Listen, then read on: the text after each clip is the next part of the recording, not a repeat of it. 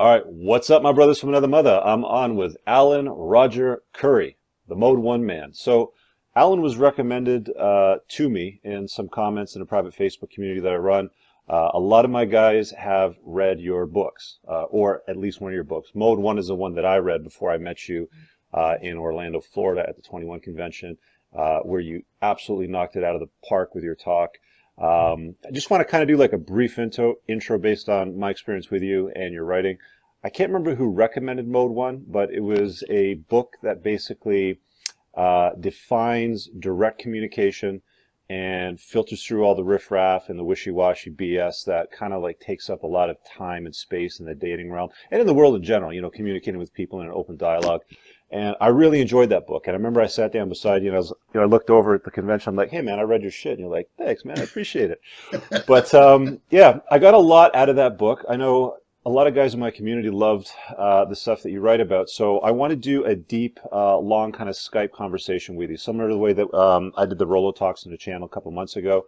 So I want to invite my community to post their questions below so that we can deal with those in the longer form video. But can you give a little background on yourself, maybe kind of like an origin story, like a bit of a breakdown of who you are, how you got into what you do, and what your specialties are in the books that you wrote? Sure, sure. First, thank you for having me, Coop. I very much appreciate it.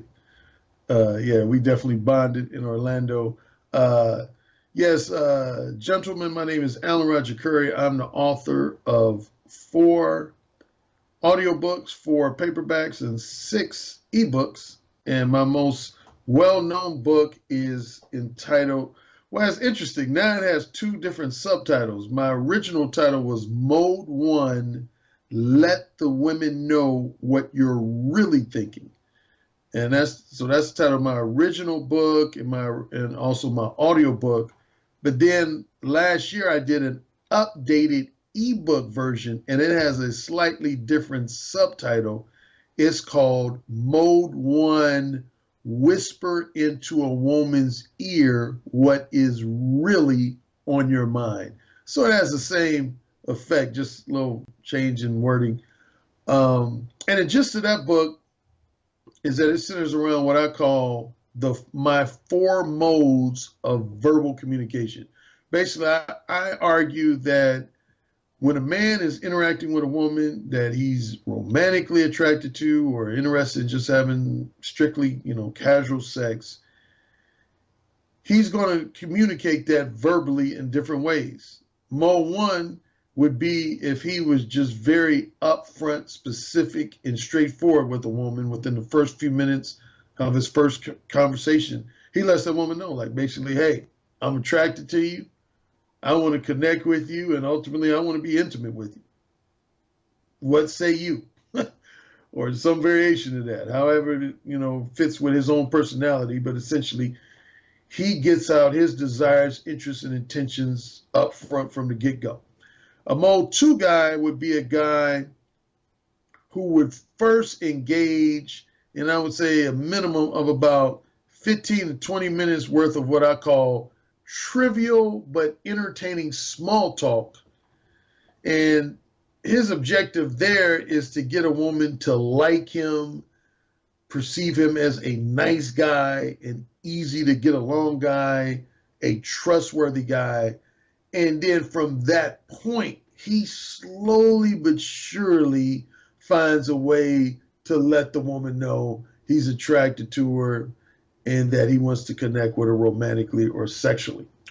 Mode 3, I actually have 3 subcategories of Mode 3. One is what I call a Mode 3 timid. That would be a guy who's just totally scared of women. He's scared to approach them. He's scared to initiate a conversation with them. He'll stare at them and admire them from afar, but he's not going to approach them. The only way he's going to talk to women is if they initiate the conversation. A Mode 3 target is another subcategory. He would be kind of sort of similar to the Mode 2 guy, with the only difference being he never gets around to actually laying his desires, interests, and intentions on the table. He just will engage in endless small talk, entertaining conversation, and he's hoping that the woman will show interest, say something verbally to show interest first. And then the final of the three subcategories of Mode 3 would be what I call a fun clubber. And this is a term that a lot of my listeners have adopted over the years. I define fun clubbing as any time you as a heterosexual man spend days, weeks, months, and even years pretending like you're content with being a woman's purely platonic friend or play brother, male girlfriend, but deep down you know you want to be in a romantic relationship with that woman, or you want to engage in a series of casual sex episodes with that woman, but you just honestly don't have the balls to tell her. So that would be the third subcategory of Mode 3. And then finally, Mode 4 is a guy who is experienced, because he feels like he's experienced a lot of unfair rejection, or he feels like he's been ignored by women of interest. He has gotten to a point where he's angry, frustrated, bitter, and resentful towards women. And on a positive end, he will express a lot of comments to women in a straightforward style similar to Mode 1, only it has angry undertones to it, antagonistic undertone. Basically like, yeah, bitch, I want to fuck you because you a bitch. All you women are bitches, and that's why I want to fuck you. That would be a Mode 4 guy. All right, cool. Okay, so I'm going to leave it at that because I just want to give him a little bit of a, like a sample of what's going to come. So you're also a coach. You coach men and women on all kinds of different categories where it comes to dating, BDSM, polyamory. What's another category that you claim to be an expert in that you could talk off to?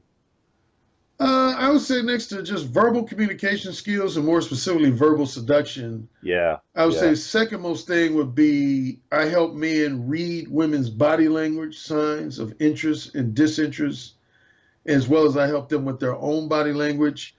And I help men identify what I refer to and what most people refer to as manipulative head games. Manipulative time wasters. Cool. Okay, so guys, what I want you to do is in the comments below, if you're familiar with his work, you already know what he talks about, what he writes about. You can leave a question. If you're not, you got a little bit of a couple of sound bites out of him on sorts of stuff that he writes about.